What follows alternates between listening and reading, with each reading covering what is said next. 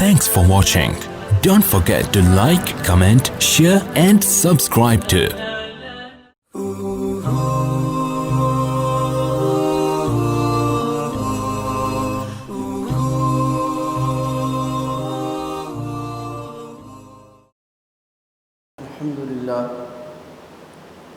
الحمد لله نحمده ونستعينه ونستغفره ونؤمن به ونتوكل عليه ونعوذ بالله من شرور أنفسنا ومن سيئات أعمالنا من يهده الله فلا مضل له ومن يضلل فلا هادي له ونشهد أن لا إله إلا الله وحده لا شريك له ونشهد أن سيدنا ومولانا محمدا عبده ورسوله أما بعد فأعوذ بالله من الشيطان الرجيم بسم الله الرحمن الرحيم من المؤمنين رجال صدقوا ما عاهدوا الله عليه فمنهم من قضى نحبه ومنهم من ينتظر وما بدلوا تبديلا صدق الله العظيم.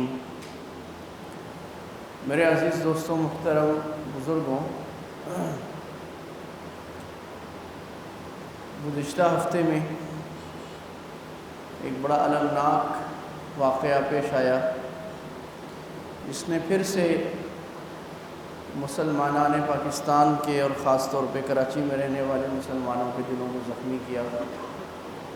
ہمارے ایک بہت بڑے عالم، امت کے ایک بہت بڑے رہنما، مقتدی، بزرگ عالم، ڈاکٹر محدث مولانا ڈاکٹر عادل خان صاحب رحمہ اللہ تعالیٰ کو شہید کر دیا گیا، اور دن دہاڑے شہید کیا گیا. کیمرے کی آنکھوں کے سامنے، بغیر قاتلوں کو اتنا اعتماد اپنے اوپر تھا کہ نہ انہوں نے کوئی کپڑا باندھا ہوا منہ پر، نہ کوئی ماسک، بڑے کھلے عام ایک بازار میں آ کر آرام سے شہید کر کے وہ چلتے بنے. اور یہ کوئی پہلا واقعہ نہیں ہے.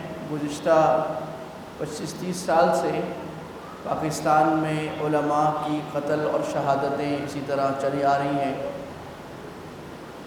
حضرت مولانا مفتی نظام الدین شہید صاحب رحمہ اللہ، اس سے پہلے ڈاکٹر مولانا حبیب اللہ مختار صاحب رحمہ اللہ تعالی، مولانا سمیع اللہ صاحب رحمہ اللہ، اس کے بعد مفتی شام زئی صاحب رحمہ اللہ تعالی، اور اس کے بعد مختلف مدارس کے مختلف علماء، جامعہ فاروقیہ کے مولانا عنایت اللہ شہید صاحب رحمہ اللہ تعالی، پھر پنجاب میں مختلف علماء.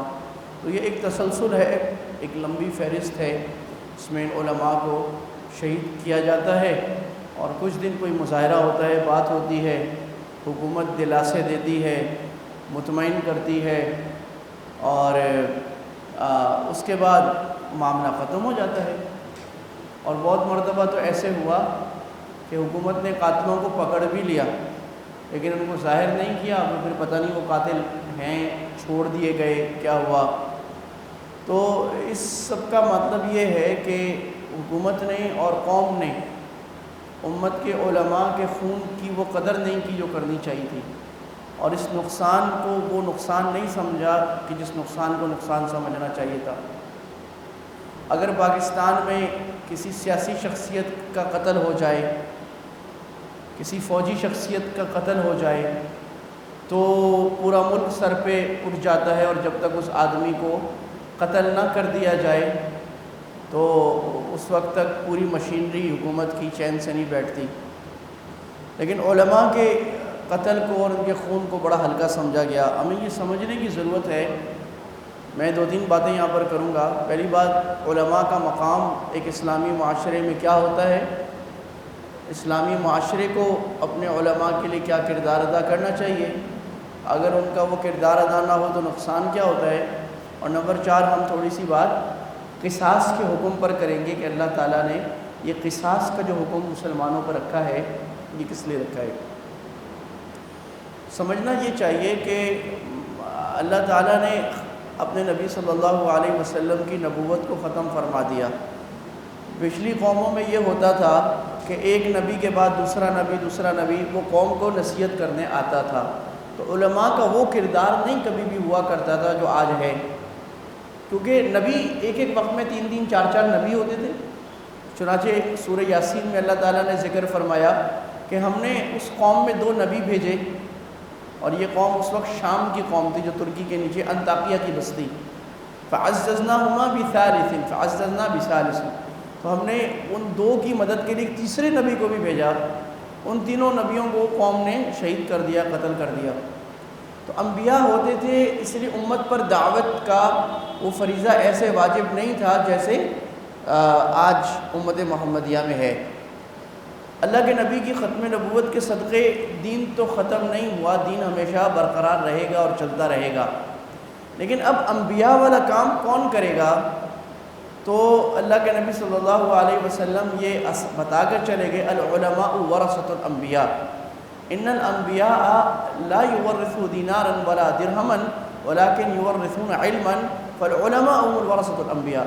آپ نے فرمایا کہ علماء جو ہیں انبیاء، وہ اپنی وراثت میں مال نہیں چھوڑتے۔ اس لیے یہ مسئلہ ہے شرعی کہ انبیاء کی وراثت مال میں نہیں چلتی، ان کا سارا مال امت کے لیے ہوتا ہے۔ اور یہی ایک نقطہ ہے اہل سنت اور روافظ میں، اہل تشیع میں اختلاف کا بھی، کہ وہ کہتے ہیں کہ نبی صلی اللہ علیہ وسلم کی وراثت تھی اور نعوذ باللہ آپ نے وراثت ان کو دی نہیں گئی صحابہ نے، اور اس پر وہ پھر برا بھلا کہتے ہیں۔ حالانکہ بات یہ ہے کہ انبیاء کی وراثت ہوتی نہیں ہے۔ پہلی بات تو اللہ کے نبی کی ملکیت میں کوئی اتنی بڑی چیزیں تھی نہیں، دوسری بات یہ کہ انبیاء کی وراثت، انہوں نے فرمایا انبیاء اپنی وراثت میں علم چھوڑتے ہیں۔ کیا چھوڑتے ہیں؟ اور اس علم کے وارث جو ہیں وہ علماء ہیں۔ تو علماء کے، انبیاء کے حقیقی وارث، اور انبیاء کا کام اللہ کی زمین میں کرنے والے کون ہیں؟ علماء۔ اس سے بڑھ کر علماء کا مرتبہ کیا ہو سکتا ہے کہ اللہ نے اپنے نبی بلکہ خاتم النبیین کے کام کے لیے جن کو چنا ہے وہ علماء ہیں۔ اسی طرح اللہ نے داؤد اور سلیمان علیہ السلام کے تذکرے میں یہ فرمایا ہے، وَوَرِثَ سُلَيْمَانُ دَاوُودَ، کہ سلیمان علیہ السلام داؤد کے وارث بنے۔ کس چیز کے وارث بنے؟ علم کے وارث بنے۔ وَلَقَدْ آتَيْنَا دَاوُودَ وَسُلَيْمَانَ عِلْمًا، علم عطا فرمایا، علم کے وارث بنے۔ اور علماء نے لکھا ہے کہ اللہ تعالیٰ نے دنیا میں جتنی نعمتیں عطا فرمائی ہیں، مال ہے، دولت ہے، عزت ہے، وجاہت ہے، کھیت ہیں، بکریاں ہیں، زمینیں ہیں، یہ اللہ کی نعمت ہے۔ کسی کو مل جائے الحمدللہ، اللہ کا شکر ادا کرنا چاہیے۔ لیکن ان نعمتوں میں سب سے بڑی نعمت اللہ تعالیٰ نے جو کسی کو عطا فرمائی ہے وہ علم کی نعمت ہے، علم کی نعمت ہے۔ اس لیے اللہ نے قرآن مجید میں بار بار فرمایا، قُلْ هَلْ يَسْتَوِي الَّذِينَ يَعْلَمُونَ وَالَّذِينَ لَا يَعْلَمُونَ إِنَّمَا يَتَذَكَّرُ أُولُو الْأَلْبَابِ، کیا جاننے والے اور نہ جاننے والے کبھی برابر ہو سکتے ہیں؟ ایک جاہل اور ایک عالم برابر ہو سکتا ہے؟ نہیں۔ انما یتذکر، یہ بات بڑی عقل والوں کو سمجھ میں آتی ہے، بے وقوف اور نادان قوم یہ سمجھ بھی نہیں پاتی کہ ہماری قوم میں اہل علم اور اہل فضل کا، جو نالجبل لوگ ہیں، جو علم والے لوگ ہیں، ان کا مرتبہ کیا ہے۔ اللہ تعالیٰ نے فرمایا کہ یرفع اللہ الذین آمنوا منکم، اللہ تعالیٰ ایمان والوں کے درجات کو بلند کرتا ہے، والذین اوتوا العلم درجات، اور جو علم والے لوگ ہیں ان کے درجات اس سے بھی بہت زیادہ عالی ہیں، کہیں زیادہ اونچے ہیں۔ لہٰذا یہ اللہ تعالیٰ نے اس امت کو علماء کی قدر عطا فرمائی ہے۔ جہاں پر اللہ کے ڈر کی بات آئی کہ اللہ کا ڈر ہر مسلمان میں کیسا ہونا چاہیے، وہاں بھی اللہ نے علماء کو مثال بنا کر پیش کیا اور فرمایا انما یخشی اللہ من عبادہ العلماء، اللہ تعالیٰ کے بندوں میں سے جو سب سے زیادہ ڈر کا حق ادا کرتے ہیں وہ العلماء، قرآن کا لفظ العلماء، علماء جو ہے وہ۔ اور یاد رکھیے قرآن اور حدیث کے اصطلاح میں جب علم اور علماء کہا جاتا ہے، اس سے پرائمری بنیادی طور پر علماء دین مراد ہوتے ہیں۔ یہ ٹھیک ہے کہ مجازی طور پر، طبی طور پر ہر فن کا عالم بھی ایک عالم ہوتا ہے، سائنس کا، ٹیکنالوجی کا، انجینئرنگ کا، ڈاکٹر کا، وہ بھی قابل قدر ہے، لیکن اصل جو مراد ہے، جو نبی کا وارث ہے، وہ نبی کی اس علم کا وارث جو نبی کو دیا گیا تھا۔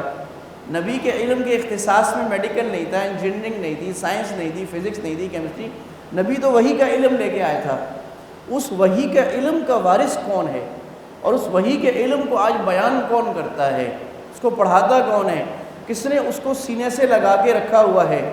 ایک زمانہ تھا ہمارے مفتی شفیع عثمانی صاحب رحمہ اللہ تعالیٰ، مفتی تقی عثمانی صاحب، مفتی رفیع عثمانی صاحب کے والد صاحب، وہ اپنے مدرسے دارالعلوم کے استادوں کو نصیحت فرما رہے تھے. انہوں نے فرمایا کہ دیکھو طلبہ کو کہتے دیکھو آج جو تم علم دین حاصل کر رہے ہو مدرسے میں 8 سال کا، قرآن پڑھو گے، حدیث پڑھو گے، فقہ پڑھو گے، اصول فقہ، اصول تفسیر، اصول حدیث، 6 کتابیں فقہ کی، تفسیر کی کتنی کتابیں پڑھو گے، صرف پڑھو گے، نحو پڑھو گے، فلسفہ اسلامی پڑھو گے، عربی بلاغت پڑھو گے، یہ سارا پڑھو گے.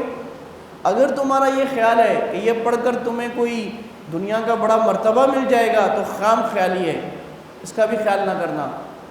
اور حضرت نے فرمایا کہ دارالعلوم میں جو بیل کرائے پر لائے جاتے ہیں نا، ان کی تنخواہ یہاں کے استاد سے زیادہ ہے. اور ہمارے حضرت پھر مفتی رشید صاحب اس پہ فرما دیتے کہ پہلے زمانوں میں اگر کوئی آدمی عالم دین اس لیے بنتا کہ میری بڑی واہ واہ ہو جائے گی، بڑی عزت ہو جائے گی، بڑا مال ملے گا، تو صحیح بھی ہوتا تھا. کیونکہ پہلے بادشاہ ایک ایک مسئلہ بتانے پر علماء کو سونے میں تول دیا کرتے تھے. کیا مسئلہ بتایا آپ نے، واہ. ان کو علم کی قدر تھی، شریعت کی قدر تھی، کیونکہ حکومت کا جو قانون ہوتا تھا وہ شریعت کے مطابق ہوتا تھا. تو قاضی اور ججز جو ہوتے تھے وہ علماء ہوتے تھے، تو ان کو بلایا جاتا تھا. ہارون رشید، محمود رشید کے زمانے میں، بعد میں بھی معتصم، اس طرح آپ کی خلافت عثمانیہ میں، پھر ادھر خلافت ہند میں علماء فقہ چلتی تھی، فتاوی عالمگیری چلتا تھا. علماء کی قدر ہوتی تھی، ان کو منصب ملتا تھا. وہ بیوروکریسی میں بھی علماء ہوتے تھے، عام آدمی نہیں ہوتا تھا. جس نے عالم یعنی جس نے حکومتی عہدوں میں بھی جانا ہوتا تھا، بنیادی قرآن حدیث فقہ پڑھ کے جانا پڑتا تھا، یہ بیسکس تھی. تو علماء کی قدر تھی. تو حضرت فرماتے تھے اگر پہلے زمانے میں ہم طالب علموں کو کہتے تھے کہ تم اگر بننا چاہتے تو پھر تو ٹھیک تھا، آج اگر مال منصب کے لیے بنو گے تو کوئی نہیں بنو گے. کیوں؟ آج عالم جو علماء بن رہے ہیں یہ صرف اخلاص سے بن رہے ہیں. یاد رکھیے، بعد میں کسی کی نیت میں خلل کبھی چند ایک آ جائے تو کوئی بھی پرفیکٹ نہیں ہوتا. جس طرح ہم لوگ 14ویں صدی کے ہیں تو ہمارے علماء بھی ہمیں کوئی صحابہ عمر ابو بکر جیسے تو نہیں ملیں گے رضی اللہ عنہما. لیکن آج جو علماء پڑھ رہے ہیں گدڑی پر بیٹھ کر، روکھی سوکھی کھا کر، دال کھا کر، چٹائی پر بیٹھ کر، اتنی تنخواہ میں جو ایک ڈرائیور کی تنخواہ بھی نہیں ہوتی. ہمارے یہاں ڈرائیور کی تنخواہ 25,000 26,000 چلتی ہے اس وقت، شروع ہوتی ہے یہاں سے. ان علماء کے 10,000 6,000 میں بخاری پڑھانے والے کتنے میں آپ کو دکھا دوں، سندھ کے اندر، بلوچستان کے اندر، سرحد کے اندر. اور کراچی میں بھی لوگ سمجھتے ہیں بڑا، کراچی میں بھی 15-20 ہزار کی تنخواہ، وہ بھی بڑے مدرسوں میں مشکل سے بن جائے گی، جس میں گھر کا گوشت اور دودھ بھی پورا نہیں ہوتا. لیکن اس سب کے باوجود اتنی مشقتوں والی زندگی گزار کر وہ کیوں علم دین حاصل کر رہے ہیں؟ کیونکہ ان کو پتہ ہے ہم نبی کے علم کے وارث ہیں. اگر ہم نے چھوڑ دیا تو یہ دین خراب ہو جائے گا، یہ دین ضائع ہو جائے گا. اور اللہ نے ہمیں منصب دیا ہے، یہ آخرت کا منصب ہے. ہم دنیا کا مال نہیں چاہتے. انبیاء جب اپنی قوم کو دعوت دینے آتے تھے، ہود علیہ السلام، صالح علیہ السلام، شعیب علیہ السلام، سب نے یہی فرمایا، قال یا قوم لا اسألکم علیہ مالا، اے میری قوم میں تم سے کسی مال کا طلبگار نہیں ہوں. ان اجری الا علی اللہ، میرا اجر تو میرے اللہ پر ہی ہے. الحمدللہ 1400 سال گزرنے کے باوجود بھی غالب علماء، غالب اس وقت بڑی میجورٹی وہ اسی پر قائم ہے اب تک کہ اپنا جو روکھی سوکھی مل جائے بس ٹھیک ہے. ورنہ ہمارا اصل جو مقصد ہے وہ اللہ کے لیے چلنا ہے اور اللہ کے لیے اجر کرنا ہے. ٹھیک ہے چند ایک مثالیں آپ ہوں گے، لیکن میجورٹی کو دیکھا جاتا ہے. میجورٹی کیا کرتی ہے؟ آپ علماء کی میجورٹی کو کمپیئر کر لیں میجورٹی آف پولیٹیشنز کے ساتھ، آپ کو اندازہ ہو جائے گا کہ ایک طرف مال کی ہوس، عہدے کی اندھی ہوس، کہ ایک آدمی اپنی ہوس کے لیے کروڑوں کا مال کھا جاتا ہے. قوم کا روڈ بننا ہو، قوم کی تعمیر ہونی ہو، قوم کی تعلیم ہونی ہو، وہ چند 8-10 آدمی مل کر وہ سارا بجٹ کھا کر لاکھوں کو برباد کرتے ہیں. کرتے ہیں کہ نہیں کرتے؟ آپ وکیلوں کو دیکھ لیجئے، وکیلوں میں یقیناً اچھے ہیں، لیکن بڑا طبقہ کیا کر رہا ہے؟ ہماری قوم میں عدل کے ساتھ کیا حالت ہے؟ آپ عصری تعلیمی اداروں کو دیکھ لیجئے، کیا بربادی ہے پاکستان میں.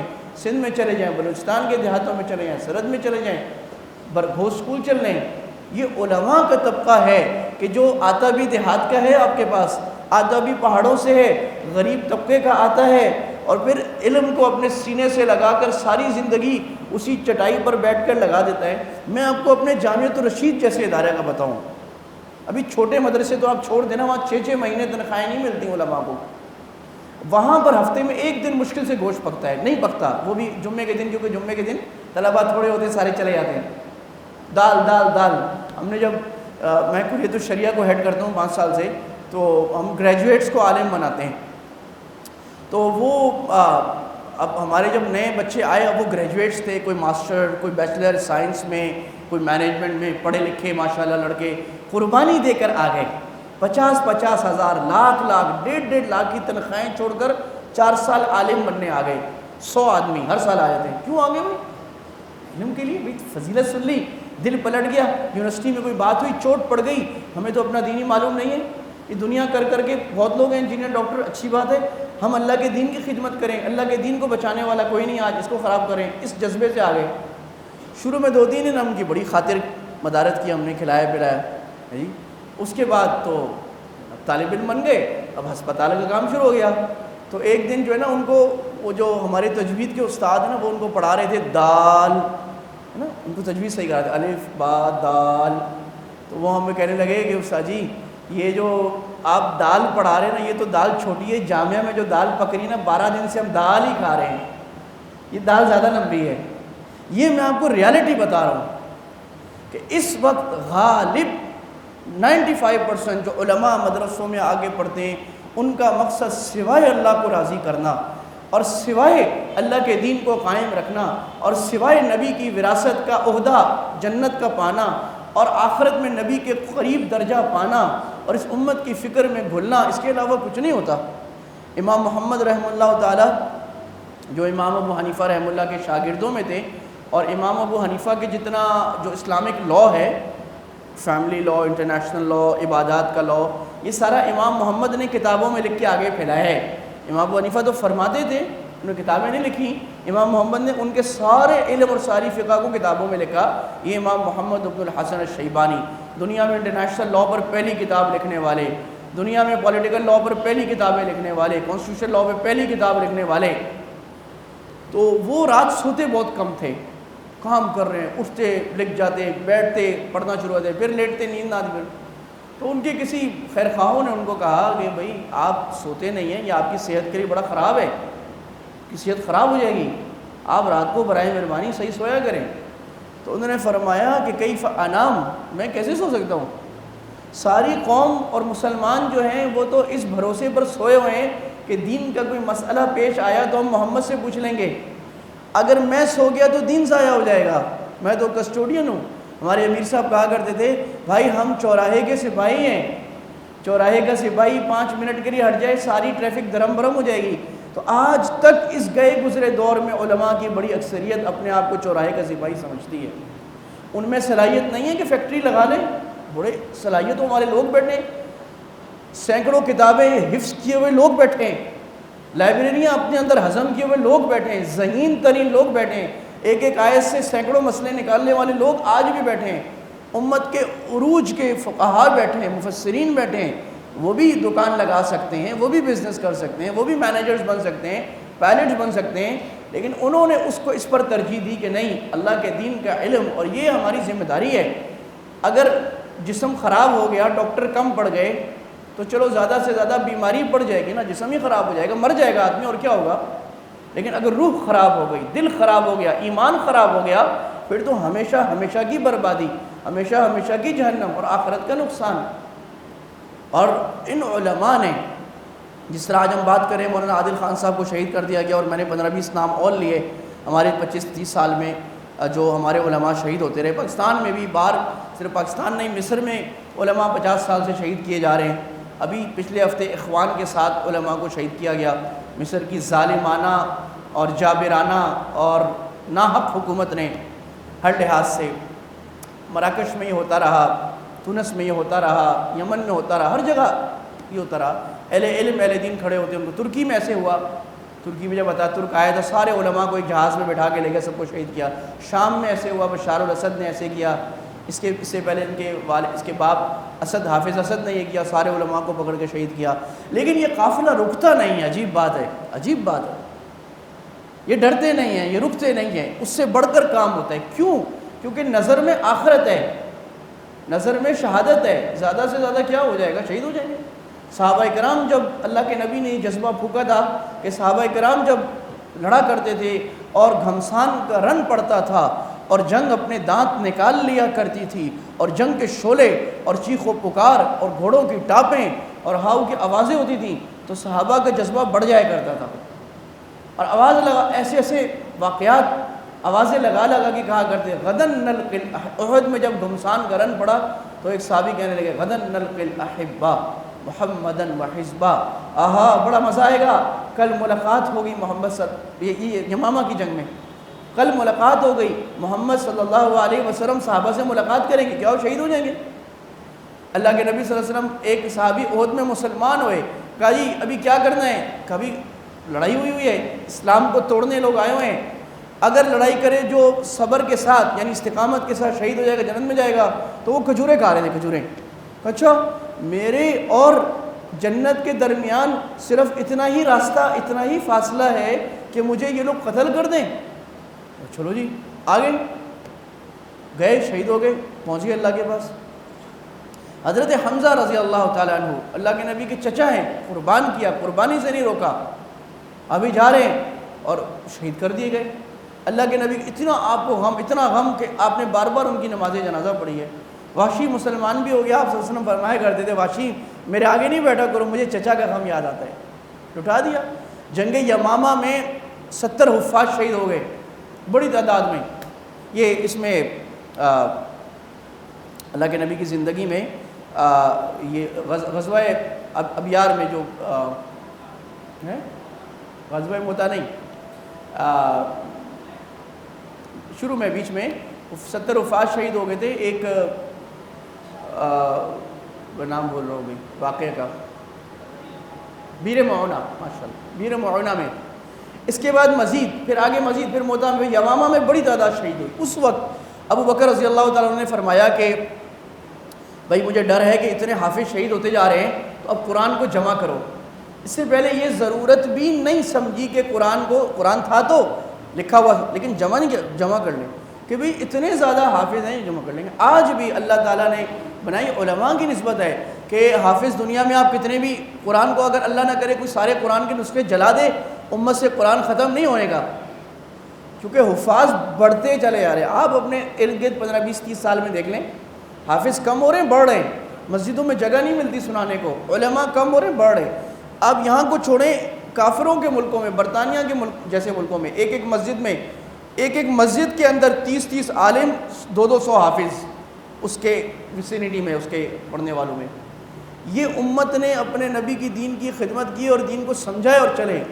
امام احمد بن حنبل جن کا آج ہم نام لیتے ہیں، جو امام العظیمہ اور جو 4 فقہ ہے ہمارے یہاں ہیں، ان میں سب سے ایک بڑی جلیل القدر فقہ کے بانی امام احمد بن حنبل ایک مسئلے پر اٹک گئے.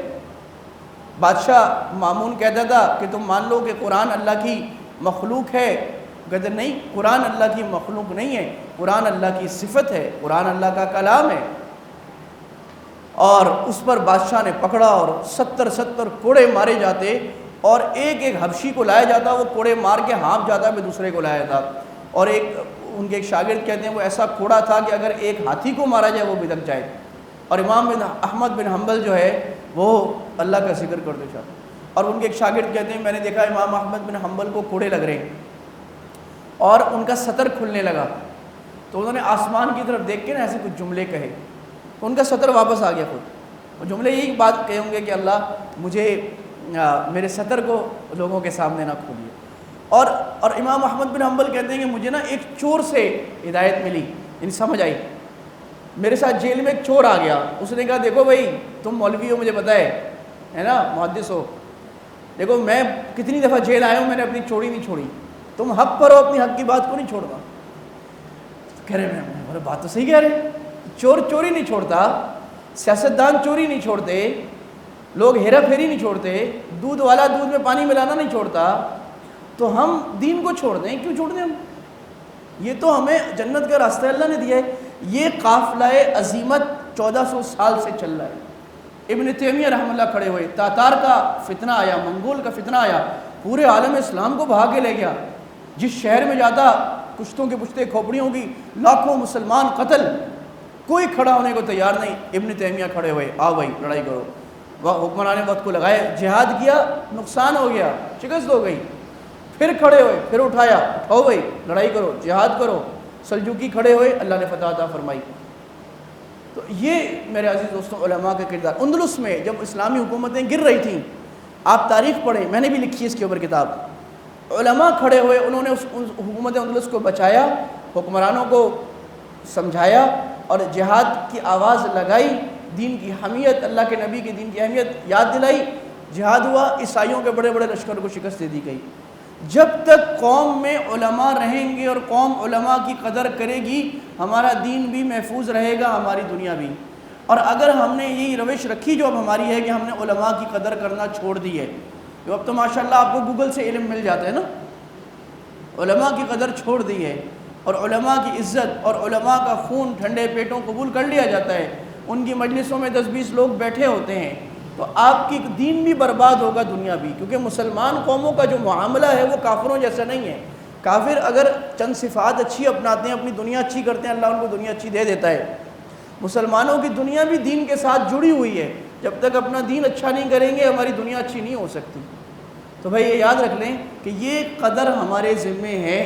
چلیں, حکومت علماء کو سیکورٹی نہیں دیتی, کیا ہم نے کبھی سوچا کہ ہماری فلاں مسجد کے امام صاحب یا ہمارے فلاں مفتی صاحب مشہور آدمی ہیں, بہت بڑی قیمتی ہیں اللہ تعالیٰ کا, ہم ان کی سیکیورٹی کا انتظام کر لیں؟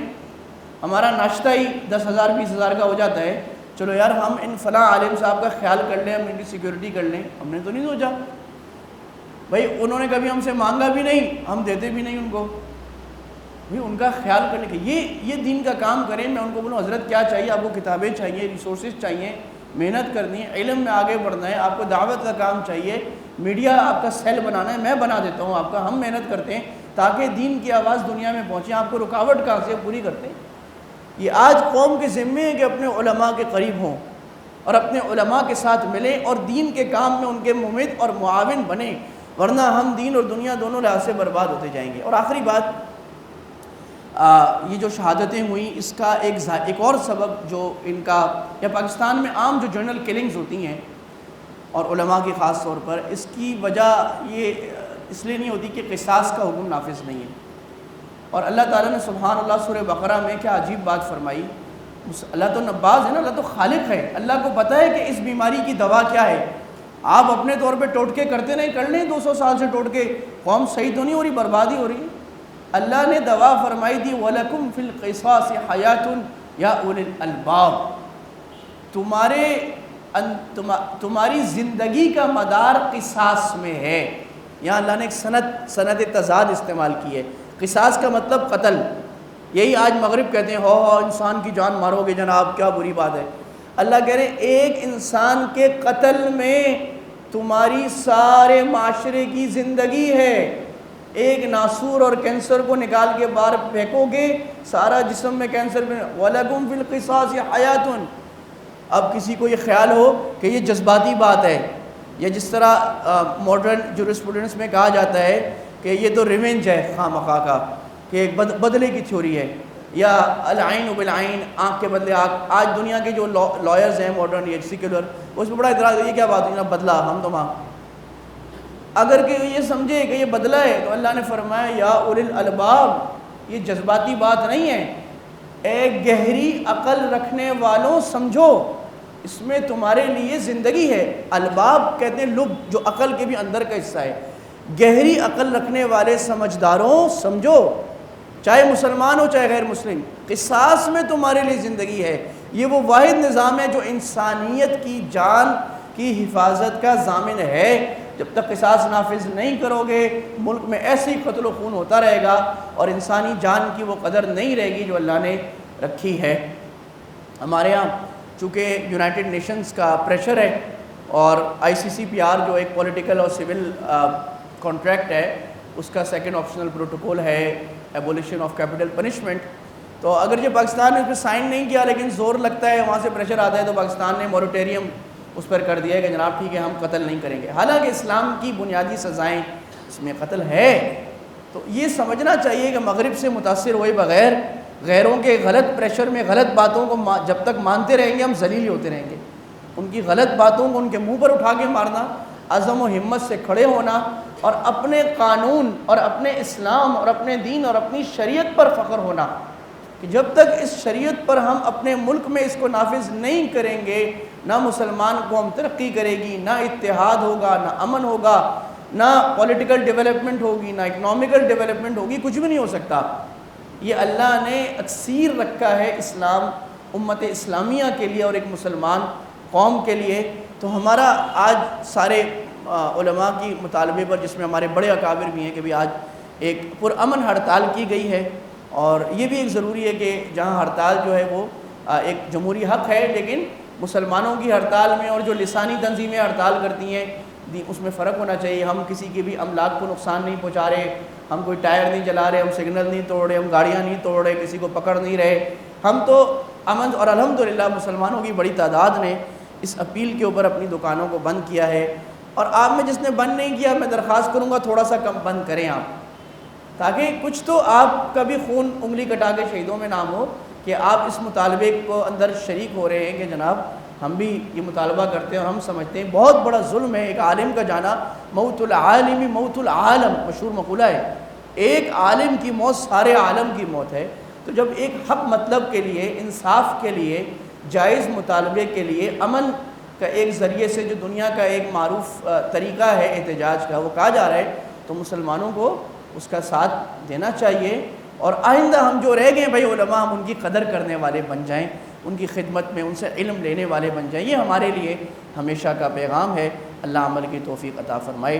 وما علینا الا البلاغ وآخر دعوانا الحمدللہ رب العالمین. Thanks for watching. Don't forget to like, comment, share and subscribe to